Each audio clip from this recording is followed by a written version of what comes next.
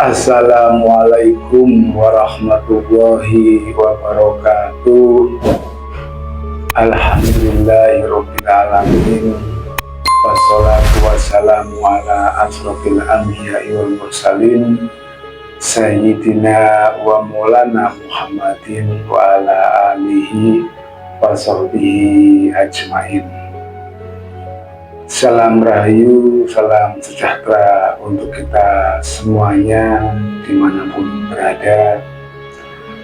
Salam, Om Swastiastu, Namo Buddhaya, salam kebajikan, Wei Dedang Tien. Bersama saya Mbah Roto dengan mengulas kembali orang-orang ilmiah tinggi tentang metodologi metafisika tasawuf eksakta ilmiah. Sering kami sampaikan bahwasannya ini adalah tentang praktek metodologi coding. Jadi berbeda dengan kajian yang lainnya yang hanya membahas tentang pengetahuan teori yang didapatkan dari literasi atau membaca sekolah dan sebagainya. Sedangkan ini adalah kaji tentang bagaimana cara kita berpraktek di dalam beribadah. Yang ini adalah khususnya adalah bagaimana caranya berpraktek agar kita mengenal Tuhannya terlebih dahulu. Karena ini adalah awal-awal kewajiban manusia di dalam beragama dalam mengenal Tuhannya terlebih dahulu. Nah, di akhir zaman ini sangat sedikit sekali orang yang membahas tentang bagaimana cara mengenal akan Tuhannya. Makanya kami sampaikan dengan bahasa narasi ilmiah. Nah, ilmiah ini bukan serta-merta asal-asalan ilmiah, tetapi ini seperti halnya yang disampaikan oleh Nabi bahwasanya al-aslamu ilmiyun wa amaliyun ya'lu wa la yu'la alaih.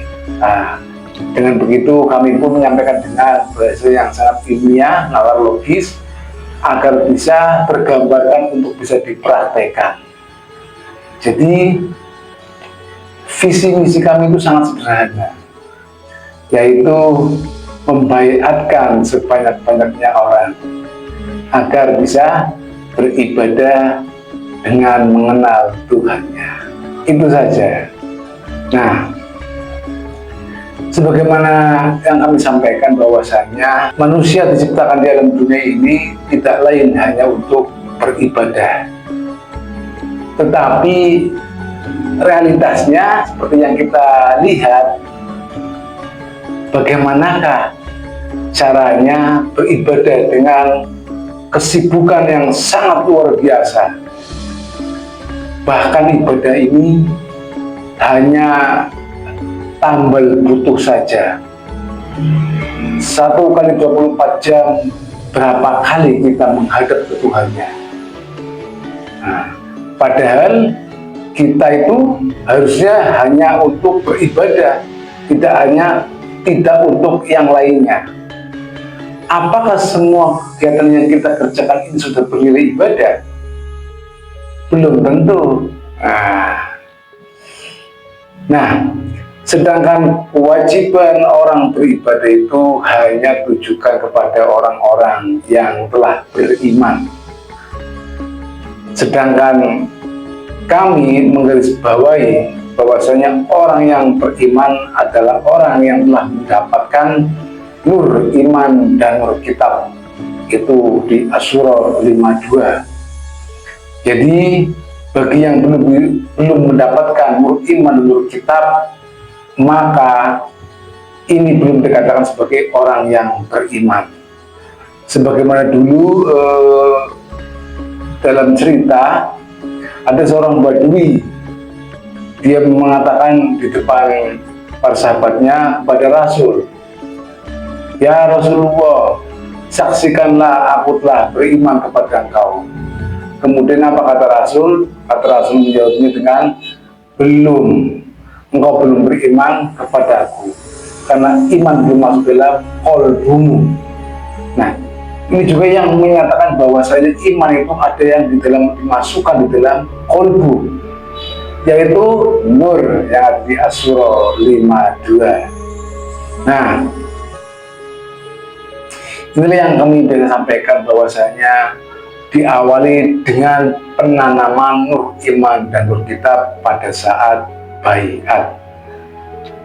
Jadi kami ulangi lagi bahwasanya baiat itu bukan sekedar janji, kesetiaan, loyalitas antara guru dan murid atau antara manusia dengan manusia. Jadi di zaman ini orang mendengar kata baiat itu sangat-sangat sensitif.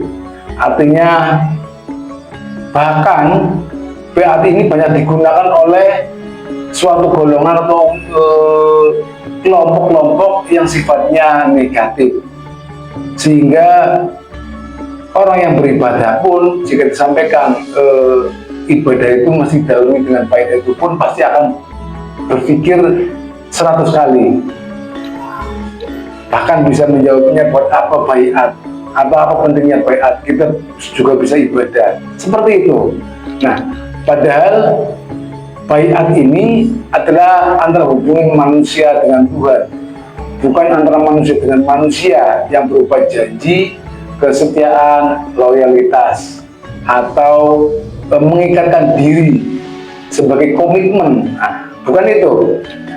Nah, baiat ini adalah ditanamkannya nur iman dan nur kitab, dan baiat ini juga ditanamkanlah unsur mutlak. Nah, jadi begini, kita hidup di alam dunia, sedangkan ibadah kita wajib sampai kehadirat Allah Subhanahu wa Ta'ala, yang Dia ada di ujung akhirat tertinggi. Ini adalah dua dimensi yang berbeda. Kita di alam dunia, sedang Tuhannya ada di ujung akhirat tertinggi. Nah, untuk ibadah kita bisa sampai kehadirat Tuhan, itu mesti melampaui batasan antara alam dunia dan alam akhirat. Ini rumus, karena Tuhan kita ada di ujung akhirat tertinggi. Ini beda dimensi. Kita di alam dunia, jadi kita mesti melampaui dua dimensi terlebih dahulu, baru sampai di ujung dimensi tersebut, atau maha metafisika. Nah, untuk bisa melampaui batasan di alam dunia ke alam akhirat inilah kita mesti melalui beberapa proses. Di antaranya kita wajib melewati proses yang disebut motu qoblanta motu, mati sebelum mati atau mati hakikat. Nah, mati hakikat ini mesti kita lewati karena kita akan memasuki alam akhirat, alam kerohanian. Jadi di dunia ini kita hidup dengan jasmani hidup di alam dunia, sedangkan rohani kita mesti bisa melampaui alam-alam akhirat, karena alamnya ruh adalah alam akhirat, alam dunia dengan alamnya jasmani yang dipakai. Nah, untuk bisa kita menyeberang ke alam akhirat, walaupun kita sudah ada ruh di dalam diri kita, kita mesti melalui proses terlebih dahulu. Nah, proses inilah yang mesti melalui motu qoblanta motu atau mati sebelum mati. Kemudian tidak mungkin kita manusia dalam dunia bisa menembus alam akhirat atau batasan antara bumi dan langit, dunia atau akhirat, tanpa bersatu dengan kekuatan Allah. Nah, artinya jika Allah itu maha mutlak, maka kekuatan yang turun dari Allah adalah unsur yang mutlak. Nah, unsur mutlak ini yang mesti kita gandengkan. Dengan demikian, untuk bisa sampai ke hadirat Tuhan itu mesti menggandeng dengan unsur mutlak, yaitu nurnya. Yang di Asy-Syura 52 tadi juga sama itu juga. Nah, nur yang turun dari batas itu adalah nur yang mutlak. Kalau turun dari batas yang maha mutlak, manusia adalah relatif menuju mutlak itu tidak mungkin sampai. Karena apa? Relatif itu bertolak belakang dengan mutlak. Nah, agar sampai mutlak atau tak terhingga, relatif wajib menggandeng unsur mutlak, baru sampai limit mutlak. Itu rumus, jadi nggak bisa dibantah. Relatif menuju mutlak mesti menggandeng unsur mutlak, baru sampai limit mutlak. Nah, jika tanpa menggandeng unsur mutlak atau limit mutlak atau limit tak terhingga, tidak akan sampai di limit mutlak. Jika tidak menggandeng unsur mutlak, maka tidak akan sampai di limit mutlak atau berhampir akan Allah Ta'ala. Nah, itulah pentingnya baiat. Baiat itu hubungan antara manusia dengan Tuhannya, agar kita bisa mengenalnya, beribadah kepadanya. Seperti itu. Nah, kami hanya menyampaikan dengan nalar ilmiah, selogis-logisnya. Kemudian selanjutnya itu bukan kewajiban kami yang memahamkannya. Jadi walaupun visi misi kami berusaha membaiatkan sebanyak-banyaknya orang, tetapi baiat itu tidak mudah karena mesti melewati 3 kriteria. Sebagaimana di Asy-Syura 52, dan demikianlah kami wahyukan kepadamu nur atau ruh Al-Quran yang sebelumnya engkau dalam mengetahui apa itu nur kitab dan apa itu nur iman. Artinya kita itu tidak ngerti apa itu iman dan tidak beriman. Kemudian kami jadikan nur tersebut sebagai petunjuk kepada sebagian di antara hamba-hambaku yang kami tunjuki, kami kehendaki dan juga menghendakinya. Jadi 4 kriteria inilah yang masih dilewati. Apakah engkau bagian daripada hamba Allah? Apakah engkau bagian dari yang ditunjuki oleh Allah Ta'ala? Apakah engkau bagian yang menghendakinya? Dan ini merupakan jalan yang lurus bagi dirinya. Nah, walaupun kami jelaskan dengan terang benderang, dengan rumus, dengan hukum, dengan narasi ilmiah, tetapi jika tidak bisa melewati 4 kriteria tadi, tidak mungkin bisa untuk rezeki baiat. Jadi baiat ini bukan baiat sembarangan antara manusia dengan manusia.